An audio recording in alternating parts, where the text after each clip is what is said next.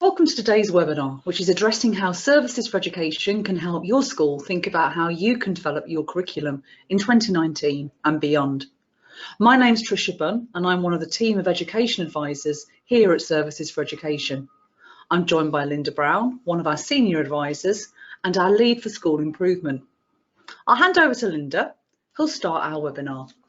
So welcome to today's webinar, and your curriculum defines your school. You must own it, sculpt it and celebrate it.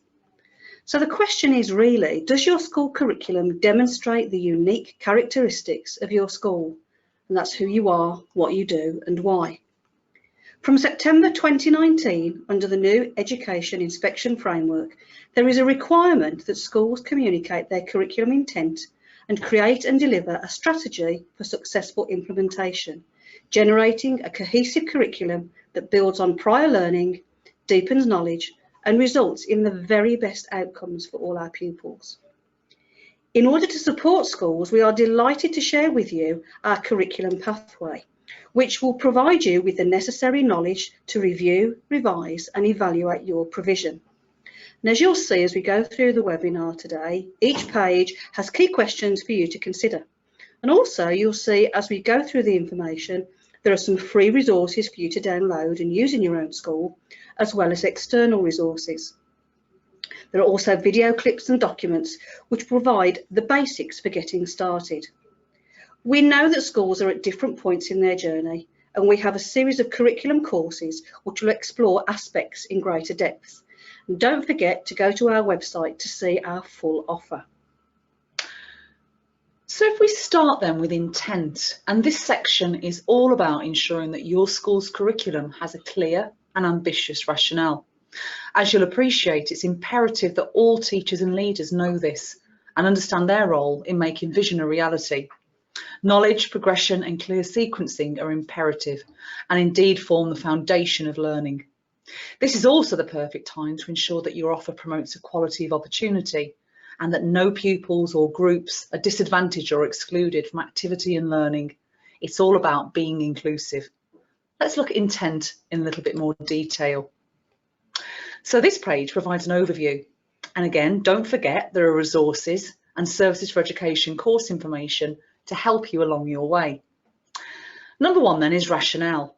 And in order to provide a quality curriculum, you need to understand the principles of curriculum design. And here we have a digital audit tool that you can download to identify your baseline and to order your key priorities. The simple RAG rating system will help you prioritise activity. Under number two then, and this is about ambition. Whilst there's a spotlight on curriculum quality, the national curriculum hasn't changed at all. But the question is, how often do we use and revisit this important reference?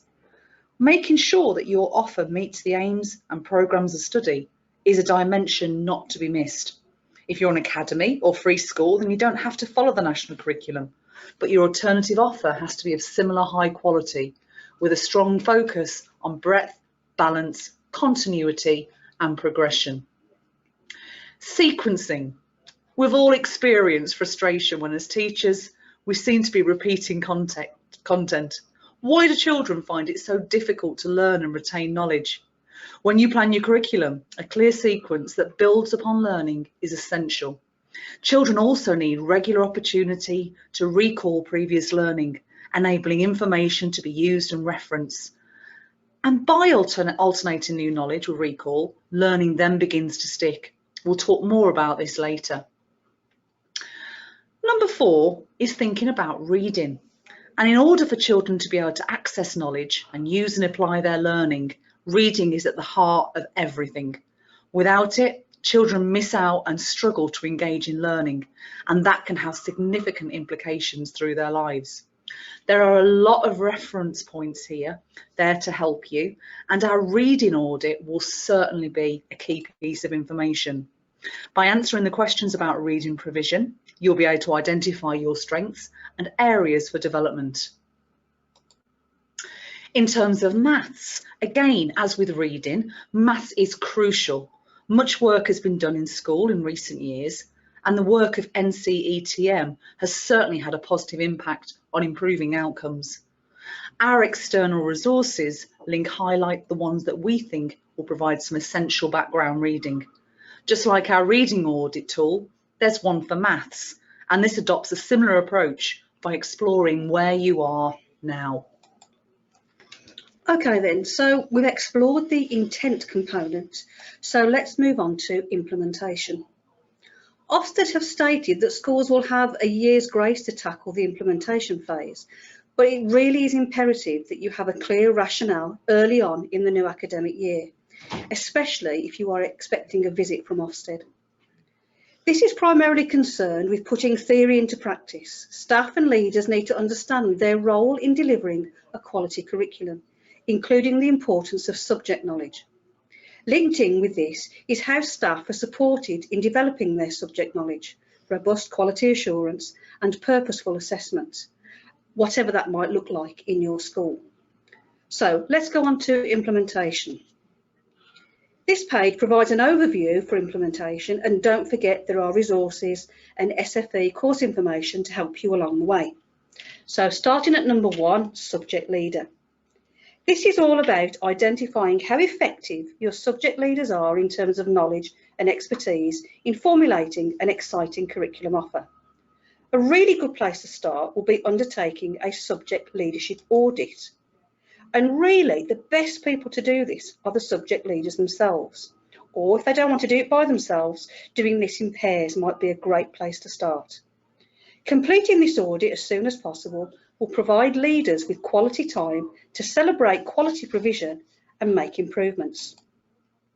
Moving on to number 2 now, so CPD. Ideally, CPD should align with the school's improvement plan.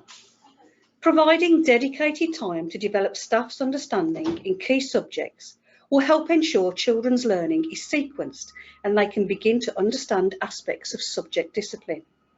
Also, this kind of activity will develop subject leader skills and provide a forum for teaching staff to share their understanding and identify what would be really helpful in supporting high quality teaching and learning in the classroom. Number 3, as we explained before, the promotion of equality of opportunity is vital. One of the best ways to explore this is to speak with pupils themselves about their learning in school. And Tricia and I have many years of experience between us, and we know that children certainly love to talk and have no hesitation in speaking from the heart. Our pupil voice questionnaire will help explore equality of opportunity, as well as providing some wider information that may shape your offer in time. Exploration of pupils' work and learning using our work scrutiny tool will also enable leaders, including subject leaders, to look at quality of provision, referencing again those 4 key components: breadth, balance, continuity and progression. And information gathered can also tell you about the experience of different pupil groups, enabling you to identify trends and patterns. Moving on to number 4 now, progression of knowledge. And this relates to there being an appropriate balance between skills and knowledge. Also, does your curriculum mapping and information show that intended knowledge is clearly identified? If your teaching staff aren't sure of the intended new learning, then it's likely your children will be disadvantaged, as they won't be able to build upon this in the future. Our external resources reference lots of helpful information, and you'll see there are a number of references to Ofsted's videos. And finally, number 5, assessment. This is a key component of a high quality curriculum. And let's remember that it's not just about tests and formal testing and national standards. There are lots of ways to assess, diagnostically, formatively and summatively, as well as testing and observation. The key question here though is there a deep shared understanding of what effective assessment looks like? There should be a clear mechanism for assessment, and ideally beyond the core areas of reading, writing, maths and science. And leaders must also remember that tests only assess a very small part of a wider knowledge base. So having a variety of assessment approaches will enable staff and leaders to capture children's knowledge. The external resources provide food for thought and may trigger some really interesting discussions with subject leaders especially. Okay, so we've explored intent and implementation, and now we're moving on to impact. It's really easy for schools to be bustling and busy places, but the question is really, by undertaking all of this activity, what impact is it having upon pupil outcomes? Outcomes might reference attainment, achievement, personal development. The list is endless. But if what we're doing isn't making a positive difference, then we have to ask why we are doing it, or do we need to think about changing our approach? It's important to allocate time to monitor, evaluate and review the curriculum to ensure that it meets the needs of all learners. So our impact page is all about ensuring that efforts are paying dividends. And number 1 asks, are national curriculum requirements being met? As well as this, is learning sticky? Are children learning more and knowing more? And are they able to make connections and build on existing knowledge? Undertaking a pupil voice activity again could provide real insight into the effectiveness of your offer. The hope is that they're chatterboxes and show knowledge and passion for learning. Your school context is really important. The national curriculum is only one slice in a bigger offer, and there'll be aspects that make your school community unique. So are there deeper layers of the curriculum which support your pupils specifically? This might include growing fruit and vegetables with families and the wider community as part of the Healthy Schools Award, or indeed extensive opportunity to take pupils on residential activity to promote resilience, teamwork and independence. You'll know what your pupils need. Don't forget, schools in Birmingham are encouraged to uphold the Birmingham Curriculum Statement, and it's certainly worth exploring this if you aren't familiar with it. Once you've implemented your curriculum and gathered evidence that documents the impact of actions, processes and policies, it's now essential that you evaluate this. Key documents and activity, as we've explored, will help identify strengths and areas for development. It's unlikely a school will be able to devise a curriculum and for it to stay static. High quality curricula evolve and change over time as cohorts are different and contexts change, and staffing themselves can influence curricula. There are some great external resources that are worth a look, and this includes the article by Dylan William about memory. So we hope that our short tour helps you and your school to understand a process for exploring your curriculum with reference to those 3 I's: intent, implementation and impact.